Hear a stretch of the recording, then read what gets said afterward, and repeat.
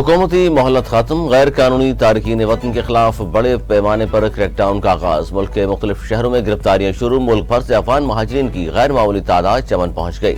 افغان مہاجر خاندانوں کو رجسٹریشن کے بعد کیا منتقل کیا جا رہا ہے۔ اسرائیل کی جانب سے غزہ میں وحشیانہ حملوں کا سلسلہ جاری، شہداء کی مجموعی تعداد 9,000 کے قریب پہنچ گئی، 23,000 سے زائد زخمی، صہیونی جارحیت میں اب تک 3,500 سے زائد بچے شہید ہو چکے، ہسپتالوں میں مرنے والوں اور زخمیوں کے لیے جگہیں ختم۔ سابق وزیراعظم کو میں نے بنوایا تھا لیکن انہوں نے کام نہیں کیا، سابق صدر آصف علی زرداری کا شہباز شریف کے حوالے سے موقف۔ زرداری ہاؤس میں عماد الدین نوجوان سے خطاب میں کہا، پاکستان پیپلز پارٹی عوام کی خدمت پر یقین رکھتی ہے۔ سندھ میں پاکستان پیپلز پارٹی کی مسلسل انتخابی کامیابیاں عوام کے اعتماد کا ہی مظہر ہیں۔ کراچی سے کشمیر تک پیپلز پارٹی ایک زندہ حقیقت ہے اور عوام کی حمایت سے پاکستان پیپلز پارٹی انشاءاللہ عوامی حکومت قائم کرے گی۔ ممکنہ ریلیف کی امیدیں دم توڑ گئیں، وفاقی حکومت نے پیٹرول اور ڈیزل قیمتیں برقرار رکھنے کا اعلان کر دیا۔ پیٹرول کی قیمت 283 روپے 38 پیسے فی لیٹر، ہائی سپیڈ ڈیزل کی قیمت 303 روپے 18 پیسے فی لیٹر برقرار، مٹی کا تیل 3 روپے 82 پیسے، لائٹ ڈیزل آئل 3 روپے 4 پیسے سستا ہو گیا۔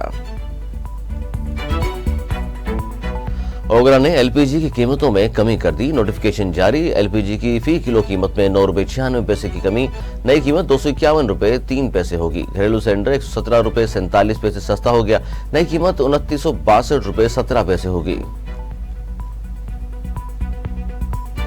پیرم کے مختلف علاقوں میں دو قبائل کے درمیان گزشتہ 9 روز سے جھڑپیں جاری، مزید 6 افراد جاں بحق 10 زخمی ہو گئے، جاں بحق افراد کی تعداد 55 ہو گئی، 105 افراد زخمی ہوئے۔ پولیس نے کہا ہے کہ جھڑپوں میں قبائل ایک دوسرے کے خلاف بھاری اور خودکار ہتھیار استعمال کر رہے ہیں، علاقے میں آمد و رفت کے راستے، تعلیمی ادارے، انٹرنیٹ، موبائل سروس بند۔ حماس نے آنے والے دنوں میں غیر ملکی شہریت کے حامل مزید یرغمالی کو رہا کرنے کا اعلان کر دیا۔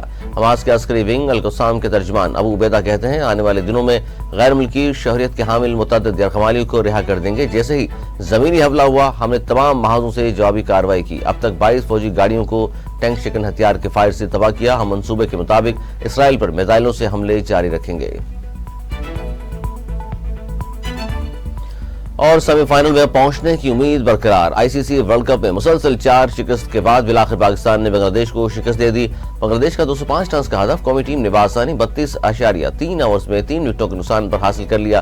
فخر زمان کا شاندار لاٹھی چارج، 7 چھکوں اور 3 چوکوں کی مدد سے 81 رنز کی اننگ کھیلی۔